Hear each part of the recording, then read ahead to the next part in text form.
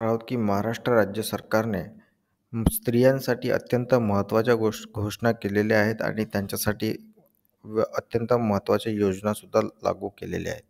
तर महाराष्ट्रामध्ये अशा प्रकारच्या नवीन योजना जे 1 जुलैपासून चालू होणार आहेत. तर या सर्व गोष्टींची एक जी-आर जो आलेला आहे तो तुमच्यासमोर दिसत आहे आता स्क्रीनवर. मी तुम्हाला त्यामध्ये काही गोष्टी समजावून सांगणार आहे. तर लाडकी योजना, लाडकी बहीण योजना ही सुरुवात करण्यात आलेली आहे आणि या योजनेअंतर्गत महिलांना ₹1,500 दर महिन्याला देण्यात येणार आहे. यामध्ये कुठल्याही प्रकारच्या जातीच्या काही हे नाही आहे. सर्व महाराष्ट्रातील सर्व जातीच्या स्त्रियांना ही योजना लागू आहे आणि त्यांना फक्त त्यांच्या काही डॉक्युमेंट्स लागणार आहेत आणि यांची अर्ज चालू करण्याची तारीख 1 जुलैपासून सुरुवात होणार आहे असं त्यांनी जी-आरमध्ये सांगितलेलं होतं. पण अद्याप कुठल्याही प्रकारचा ऑनलाईन ॲप्लिकेशन सुरू झालेलं नाही आहे. तरी तुम्हाला आता मी या ठिकाणी जी-आरमध्ये काही गोष्टी सांगणार आहे. तर त्या ठिकाणी तुम्ही बघू शकता, हा शासनाने घेतलेला निर्णय आणि त्याचे योजनेचे स्वरूप. तर हे डायरेक्ट डी-बी-टी याद्वारे त्यांच्या खात्यावर लागू करण्यात येणार आहेत. म्हणजे त्या महिलांचे आधार कार्ड त्यांच्या अकाउंटशी लिंक असणे गरजेचे आहे. योजनेचे लाभार्थी यासाठी 21 ते 60 वर्ष वयोगटातील विवाहित, विधवा किंवा घटस्फोट, परित्यक्त्या आणि निराधार महिला या सर्वांसाठी ही योजना लागू आहे.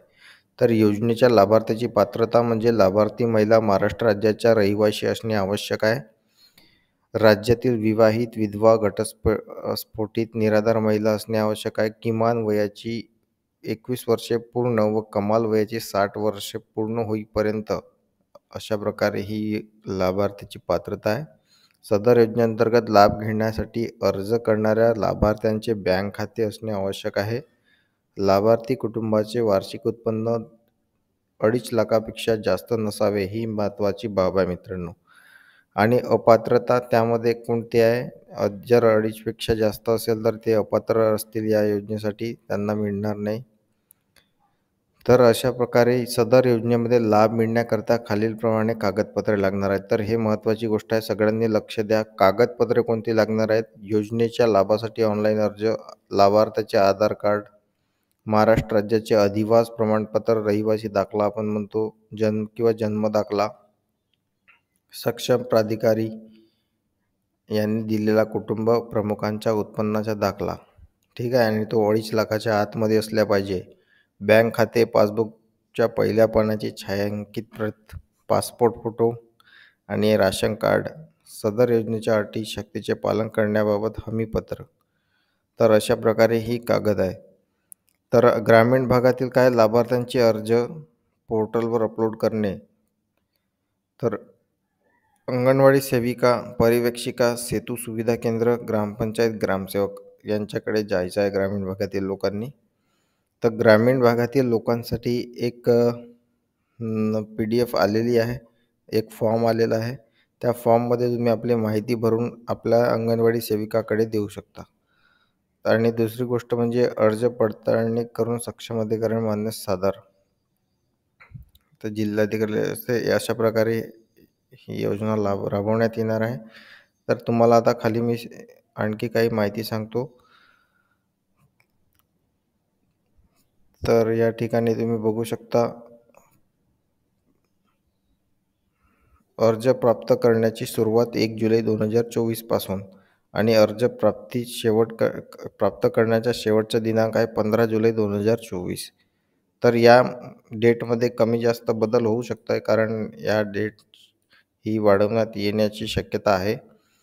कारण काही लोकांचे फॉर्म अजूनपर्यंत कुठेही त्यांच्याकडनं ऑनलाईन प्रक्रिया सुरू झालेली नाही. तरी या प्रकारे ही डेट वाढू शकते आणि अंतिम यादी प्रकाशन दिनांक 1 ऑगस्ट आहे. म्हणजे ऑगस्ट महिन्याची 1 तारखेला हे होणार आहे. लाभार्थ्यांच्या बँकमध्ये KYC करणे 10 ऑगस्ट आहे. तर अशा प्रकारे हा असा जी-आर मी तुमच्यासमोर इथे वाचून सांगितलेला आहे. पण आतापर्यंत कुठल्याही प्रकारची ऑनलाईनमध्ये हे फॉर्म भरण्याची लिंक वगैरे कुठल्याही प्रकारचं आलेलं नाही आहे. जर आली तर पुढील माहितीप्रमाणे तुम्हाला कळवण्यात येईल या व्हिडिओद्वारे.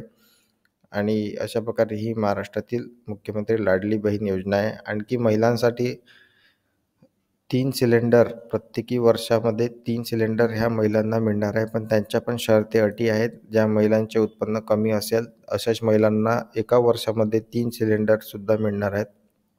किंवा ऑटो रिक्षा अशा प्रकारे ज्या या यादीमध्ये किंवा या त्यांच्या अटीमध्ये ज्या महिला मोडतात त्यांच्यासाठी ऑटो रिक्षासुद्धा या ठिकाणी मिळणार आहे.